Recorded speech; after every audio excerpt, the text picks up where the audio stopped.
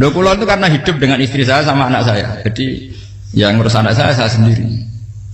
Jarang kula ngurus dalam jarang. Ya, memang saya punya standar pakai kitab-kitab kados hikam. Saya ini merasa hidup di dunia itu sendiri. Sampeyan tak warai la Allah kalau kotar. Imam yang ngarang hikam itu punya resep supaya kamu seneng terus. Liyakil lama tafrahu bihi, mesti yakil lama tahzanu bihi.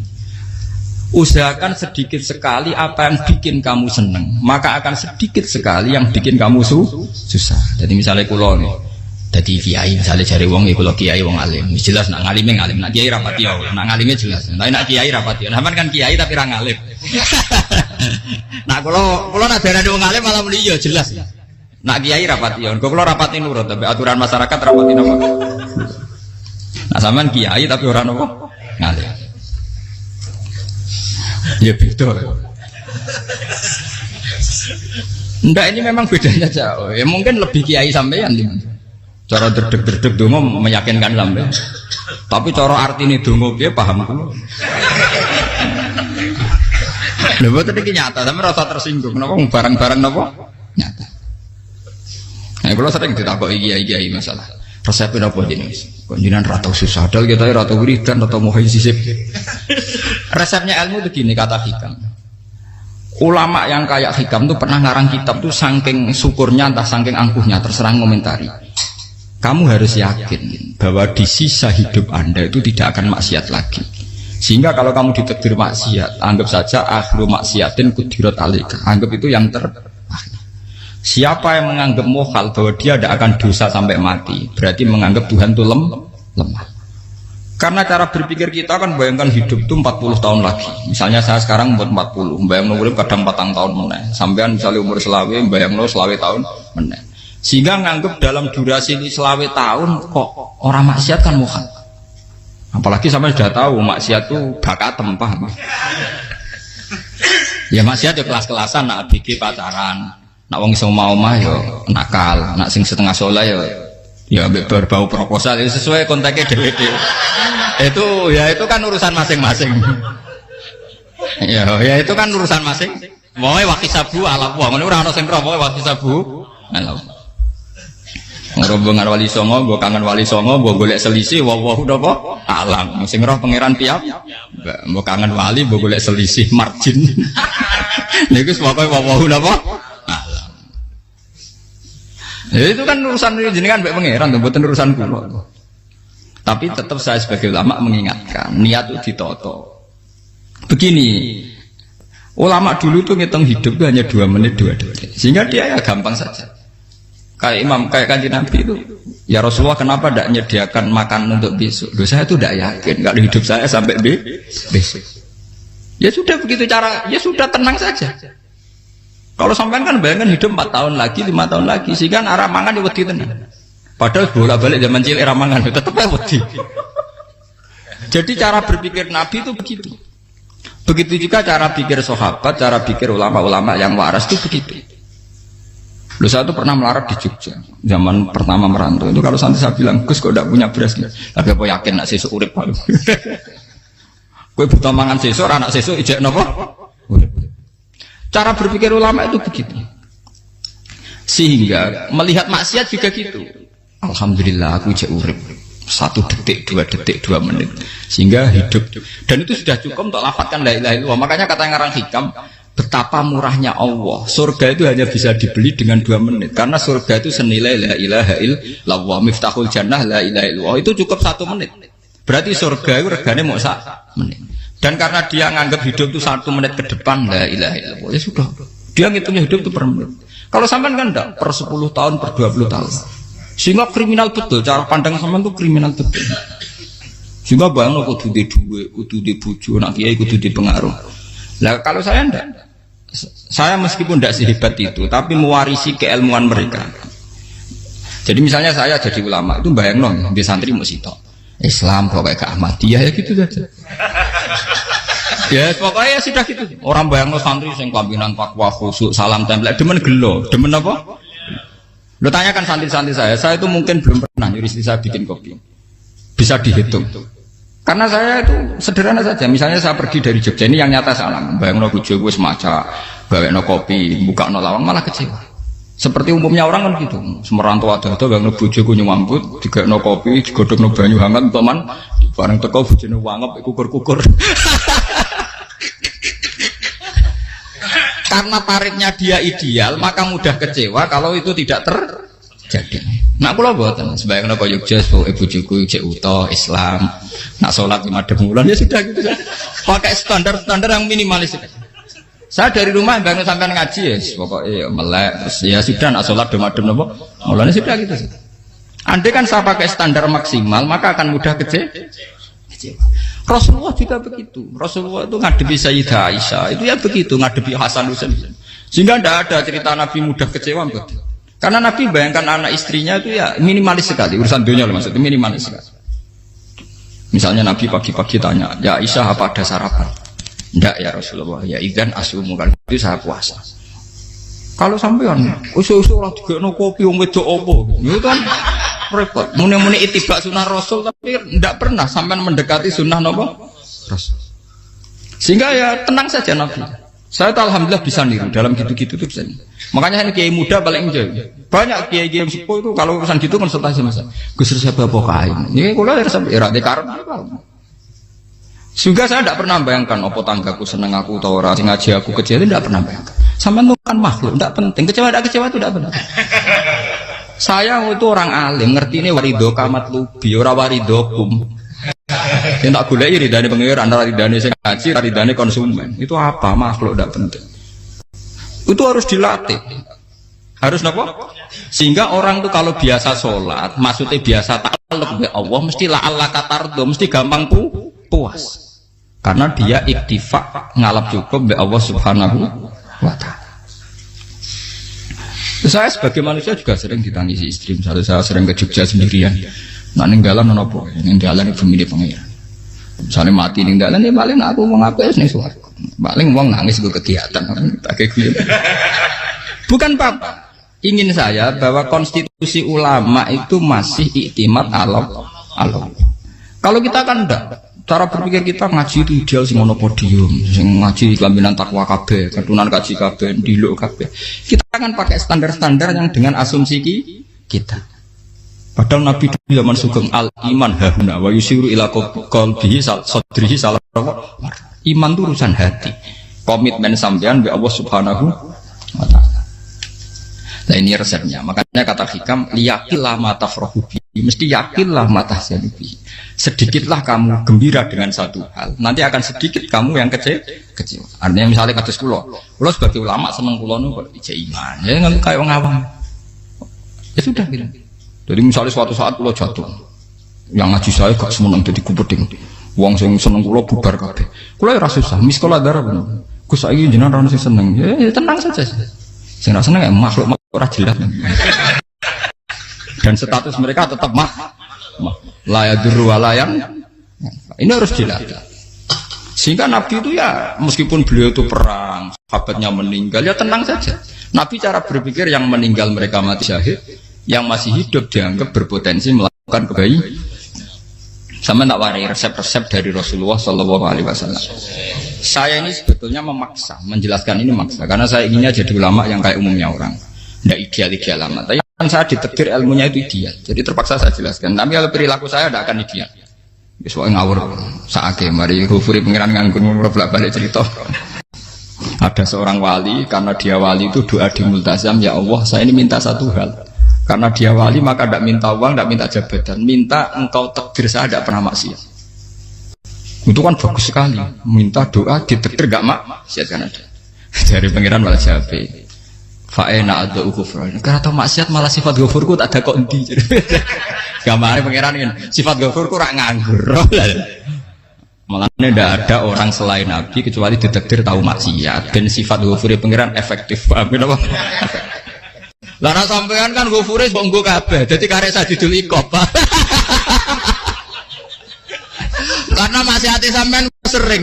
Jadi sifat ghafure wis berlaku aktif. Saya karek nunggu sifat sajidul iqab. Paham ya? Itu beda dengan wali-wali. Sifat sajidul iqab mau aktif mereka tidak punya dosa. Malah pangeran bingung gak kok sifat ghafure. Apa nek tak dakoki Ghafur ora tau dosa. Didakoki Sadidil kok gak tau maksiat. Jadi pangeran malah sing bingung. Nek kowe ora tau maksiat Ghafur kok tak dakoki. Kok ora tau maksiat, wong iku ora tau apa? Didakoki Sadidil kok gak mungkin ora tau maksiat. Lah pangeran ape dakok Ghafur kan syaratnya dosa sik. Sampeyan kan walian. Ghafure wis dientekno. Keseringan kepake, paham ya? Karek nopo? Karek Sadidil ikom. Ya itu memang standar Tuhan. Semua Quran itu kalau nyeritakan gitu. Nabi ibadi anni anal ghafurur rahim. Kawulaku ceritani aku ghafurur rahim, tapi yo ceritani wa anna adabi wal adabul alim. Jadi Nabi ibadi anni anal ghafurur rahim wa anna adabi wal adabul alim. Kalau Nabi Ibrahim, Nabi Muhammad, inna rabbaka lasari'ul iqab. Pangeran cepat nyiksane, tapi wa innahu laghafurur. Jadi dua sifat ini pasti aktif. Dan tentu ulama itu senang sifat ghafur itu ya meskipun aktif, tapi mereka tidak pernah ngambil fasilitas sifat apa? Kula baleni malih. Sehingga kayak Sayyidina Umar radhiyallahu anhu ketika beliau pertama jadi khalifah, ini cerita di kitab Hayati Sahabat. Pertama dia jadi khalifah, orang mengira dia akan ngomong hal-hal yang besar, visi besar tentang negara, visi besar tentang izzatil Islam wal muslim. Tapi ketika Umar pertama pidato begini, ayuhal muslimun ayuhan nas, ana, jari kata Sayyidina Umar, ana hulamun min bani Makhzum, akulu min kholati, saya ini pemuda dari Bani Makhzum. Kecil saya bisa makan karena bulik-bulik saya punya kebun kurma yang kalau saya memanen diopahi beberapa biji dan itu menjadi kuti wahayati, menjadi saya bisa hidup. Terus wassalamualaikum warahmatullahi wabarakatuh. Orang itu penasaran semua. Orang jadi khalifah pertama dibendem jadi Amirul Mukminin, pidatonya ngenang masa kecilnya ra kelar mangan, kelare mangan mergo buruh bulike, paham ya? Ngondoh kurma terus dikai tamarotin, beberapa kurma sing dadekno iso, dan itu saya pakai sampai ketemu Allah Subhanahu wa taala saya pakai. Misalnya sekarang saya mulya, misalnya kalau dibilang mulya ya ana sing nyucup, ana sing husnudzon, ana sing hormat macam-macam sawangane. Itu bodoh sekali kalau saya menikmati itu, bodoh sekali. Paling banter nikmati dicucup dihormati itu apa? Tapi kalau nikmatnya bisa makan saat itu tuh nyawa. SBY jadi presiden prestasi, Gus Dur jadi presiden prestasi, tapi umpama presiden tetap mangan. Prestasi tertinggi adalah bisa makan selisat dirumki gojogonyo. Makanya Umar mengingatkan, sebetulnya nikmat tertinggi saya itu tidak saat saya jadi khalifah, saat itu kok aku iso mangan, cara gak aku mati. Paham ya? Jadi itu luar biasa. Kita ini kan menjadi angkuh karena ngitung nikmat itu yang besar-besar, punya prestasi, punya. Kalau saya enggak ngitung nikmat itu kelar mangan gak mati, kan gampang. Sehingga saya tidak mudah kecewa karena tarifnya minimalis, gak gampang apa? Jadi misalnya kalau kapan-kapan kok berhubung, Gus ini Tuhan rasanya jangan ngeten-ngeten. Oh makhluk itu ya gak apa-apa. Kalau di status kiai kan seakan-akan ngomongnya sakral, seakan-akan mandi. Tapi nak tak status, oh makhluk itu ngomong ngono ya sudah kan. Menjadi kan sudah distatuskan sebagai apa? Makhluk. Tentu makhluk statusnya la yadurru wala yanfa. Di sini ini penting. Orang-orang ahli tauhid tentu tidak punya kesusahan. Innalladzina qalu rabbuna wa tsummas taqamu. Itu mesti tidak ada kesusahan sama sekali. Misalnya ulama-ulama dulu mau mati, ya tenang saja. Mati kedua itu mati paling menantang, ya. Menyenangkan sekali. Karena mati yang seru itu mati zaman Al-Adam. Misalnya saya kelahiran tahun 70. Tahun 40-50 kan belum ada saya. Itu mati yang sejati karena Al-Adam. Kenapa? Al-Adam tidak ada. Mati yang nanti itu mati yang petualangan karena saya mati setelah menyaksikan kekuasaan Allah, setelah husnudzon sama Allah, sehingga mati yang menuruti kerinduan akan ketemu sang kekasih. Makanya Jalaluddin Ar-Rumi ketika mau meninggal dan orang-orang muridnya nangis, dia marah-marah. Hei murid-muridku, betapa bodohnya engkau. Saat kayak ini yang saya tunggu, saya sudah menyesal sampai Allah dat cinta senang. Aku kecewa waktu makhluk-makhluk koyo kuwi. Saiki wis wayahe aku goleki kholik dat tak senengi malah mbok tangi. Cek bodone kuwi. Saat-saat sing tenteni malah mbok tangi.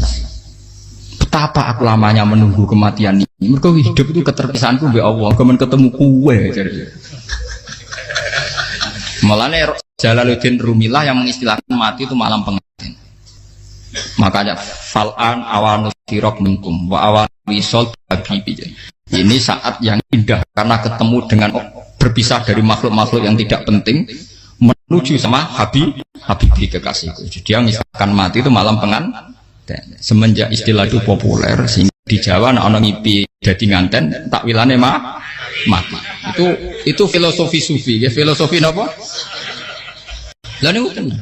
Begitu juga sahabat-sahabat dulu. Bilal mau meninggal, anaknya udah nangis. Bilal lagu ya. Ditanya sama anaknya, kenapa anak-anak kamu nangis? Dan jenengan badhe kapundhut. Aku malah seneng nang mati. Hudan nalqal akhibah Muhammadan wa hisbah. Aku nak urip ketemune mbek kowe terus. Malah nak mati ketemu Nabi Muhammad. Hudan nalqal akhibah Muhammadan wa hisbah. Nah, dengan cara pandang begitu maka hidup itu enjoy saja. Ya saya sebenarnya keberatan pakai kelas ini, keberatan karena saya harus ngulang sampean-sampean itu. Ya makanya potensi kayak saya tentu mengurangi jadwal ketemu. Makanya saya mohon kalau tidak penting itu jangan sungkan. Anggap saja itu bagian dari hormat saya. Ya minimal sampai anak misalnya di dua saya ketahui gue jajan pentolan enam lah apa mau kesuwan bareng malah repot.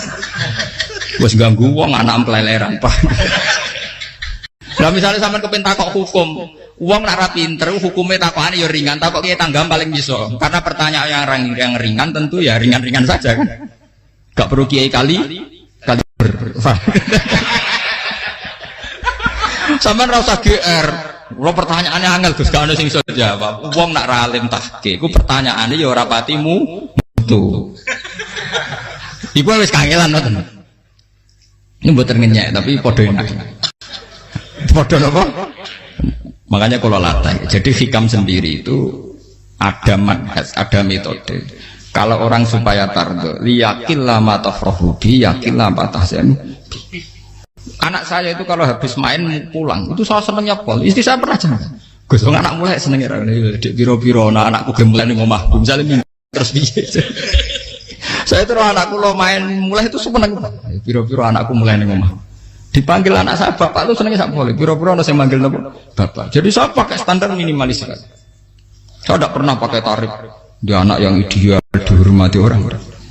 Sebenarnya anakku sujud nih pangeran, ngerti pentingnya mau tasbih. Makanya anak saya tak namakan tasbih semua. Itu ya sudah selesai.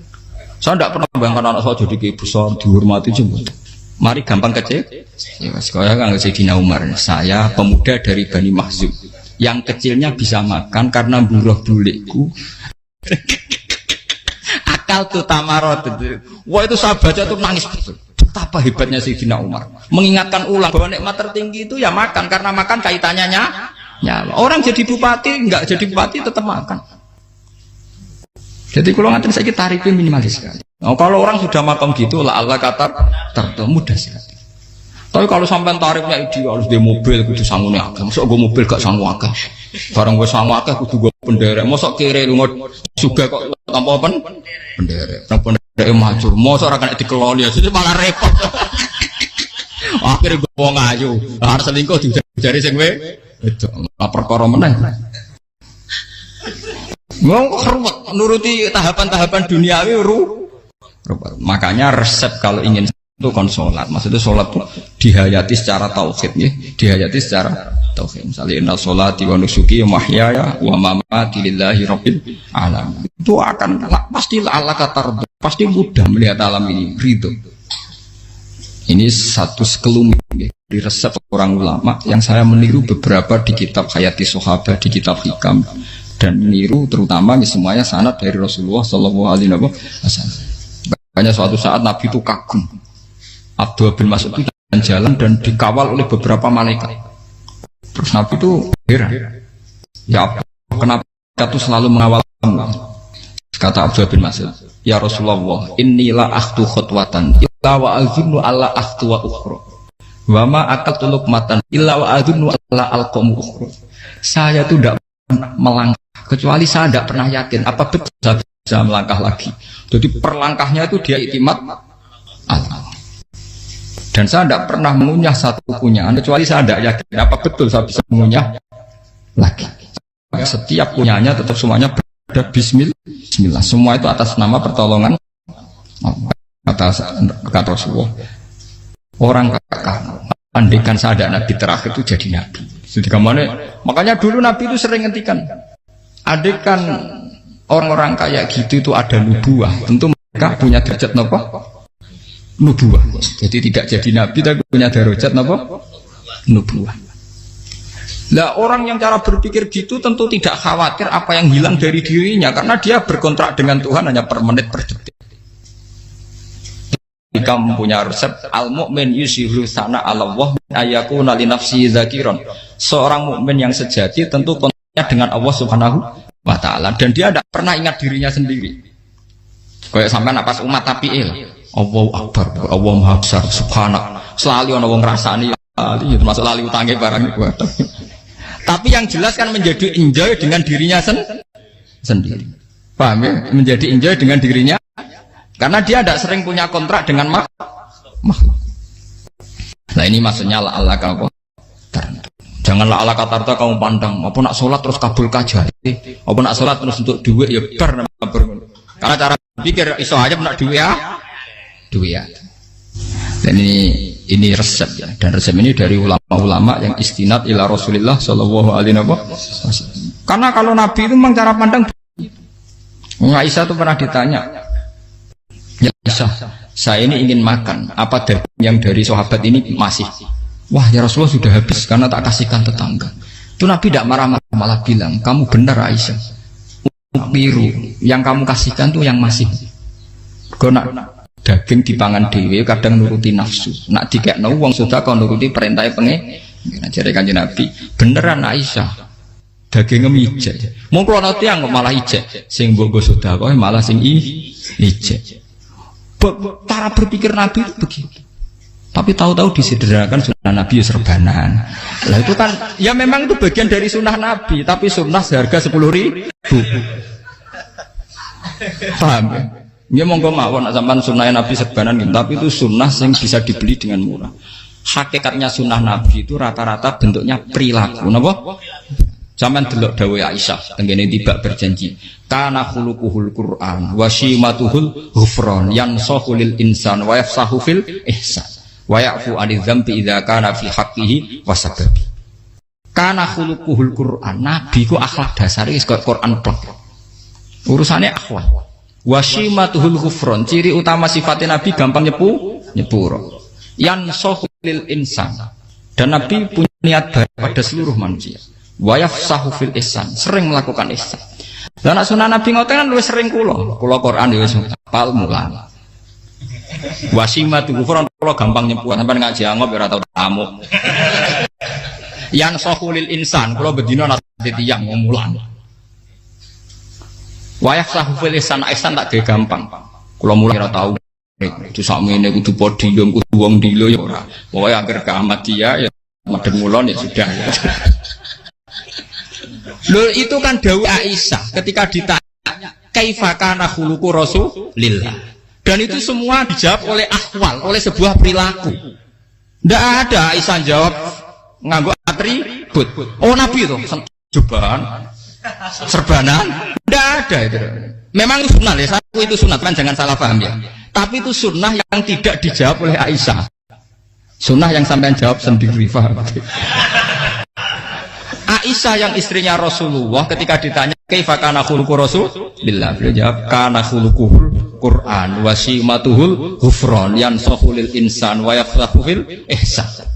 Semuanya akhwal wa ya'fu 'anil dzambi idza kana fi haqqihi wa sababi wa idza dia haqqu wa lam yakun li ahadi marra'ahu badihatan haba wa idza ta'ahul miskinu ajaba yaqulul haqqa walau kana murra wa la yutmiru lil muslimin hisau waladhu. Semuanya itu akhwal, satu perilaku sosial. Saya mengakui kalau serbanan sunat, ya saya ngakui. Tapi sunnah wis karena saya mewakili yang akhwal tadi, yang apa? Lah mungkin untuk sampeyan, monggo kalau untuk ngisi sunnah. Tapi mbok ya adil itu. Ini bukan kritik mboten nggih. Yang meyakini serban sunat kan sudah banyak dan itu bagus. Tapi cobalah juga meyakini ahwalu Rasulillah. Makanya mansana sunnatan itu rata-rata ulama maknani siapa yang ikut sunnahnya Nabi. Rata-rata ulama nafsir ahwalu Rasulillah wa af'alu. Perilaku sosial Rasulullah. Makanya terusannya wa idza ja'ahul miskinu ajaba. Kalau dipanggil orang miskin ya datang. Ya maksudnya ada harus orang miskin manggil pas resepsi kawin boten. Misalnya ana wong melarat kuwi di sepeda motor, wong melarate yo ngeteroni puskesmas ya mbok terno. Wong melarat lara yo nukono misale apa minyak kayu putih mbok tekani. Ora kok ngerti-ngerti mbok musan walimatul urus sing wajib piye. Payah. Dolan wajal miskin wajib ora ana hadise urusan walimatul urus mboten. Kalau orang miskin manggil ya dalam riwayat hadis ya Nabi sering dipanggil orang miskin. Ya Rasulullah, mbok datang ke rumahku, ada apa? Terus ya Nabi, saya tuh ingin rumahku sing elek jenengan nanti salat teng mriku. Ya Nabi datang ya salat saja ya ora jaman. Fi ayyi makanin aradta an usolliya fi. Kamu di tempat mana kamu seneng salat teng mriki ya Rasulullah. Ya Nabi salat. Sing ngundang ya waras pisan. Kenangan mek Nabi kok mae dienggo salat Nabi. Ambean tahu tanggung kiai kon salat. Kon promosekno anakmu iku paham. Kiai dongakno ke kersane ketampi PNS waduh. Padahal kiai ini dhewe anak era PNS. Kalau dulu kan sahabat ngundang Nabi itu ya gitu. Ya Rasulullah, saya itu ingin sekali engkau sholat di rumahku, fa'attakhidahu musollan. Kemudian tempat yang pernah engkau sholati mau tak pakai musola pribadi. Makanya masjid kiblat itu rumahnya sahabat. Karena dulu Nabi pernah sholat di satu tempat, adalah ono perintah tahlilul kiblat itu di rumahnya sahabat. Itu sahabat dulu itu kalau ngaturin Nabi itu kenanya ingin Nabi pernah sholat di situ. Nah, ilmu ngeten ini muntah. Ya untungnya nonton kulo, jadi ono sing eling-eling ya Bang. Nah, teman kudu syukur ya, artinya syukur ya. Orang kayak saya itu tidak usah sampean dikte-dikte ngikuti hukum adat. Kalau ngoten sampean gelo mergo kula ora iso teko, kula ya gelo perkarane ulama kok mbok atur. Makanya saya sering guyon cerita saya itu kalau di pasar Pandangan dulu tuh anyaran boyong sering di pasar ditanya sama Gus wong alim kok di pasar piye aneh tuh ya aneh kuwi aneh piye bodohnya wong alim. Kadang masyarakat tuh tidak sadar keanehan dirinya sendiri. Mereka enak saja merasa kalau orang alim ke pasar itu aneh. Mereka tidak sadar orang bodohnya wong alim ya aneh. Enak saja mereka mikir sepi. Faham ini supaya sampean la Allah kana potar. Makanya untuk Rasulullah, Nabi itu sering ngendikan ana tamu hormati. Tapi etika mertamu di Rasulullah itu walakin idza du'aitum. Mertamu Nabi itu nunggu ditimbali. Walakin idza du'itum du'iya mabni majhul. Ketika kamu ditimbali fat. Jadi ya ayyuhalladzina amanu la tadkhulu buyutan nabiyyi illa ayyudzana lakum.